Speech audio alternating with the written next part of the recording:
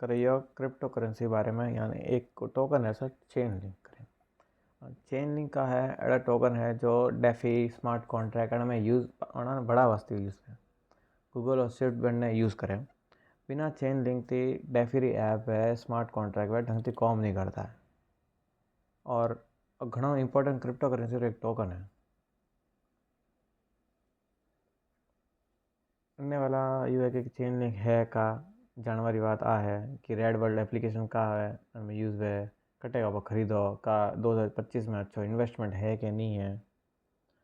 तो हेंगोती पहला जान वाली बात आ है कि चेन लिंक का है एग्जैक्टली चेन लिंक एक डिसेंट्रलाइज ओरेकल नेटवर्क है जो कनेक्ट करे ब्लॉकचेन के स्मार्ट कॉन्ट्रैक्ट ने रियल वर्ल्ड डाटा के साथ। नहीं समझो कि एक वेंडिंग मशीन है जिनमें इनपुट घालो तो फंक्शन करे। चिकन चेन लिंक जो है वो क्या करे कि रियल वर्ल्ड डाटा जाए मार्केट प्राइस वे वेदर इंफॉर्मेशन उनने ब्लॉकचेन हारे डाले। उनने कुछ की फीचर्स वे चिकन की क्रॉस चेन डाटा या ऑटोमेशन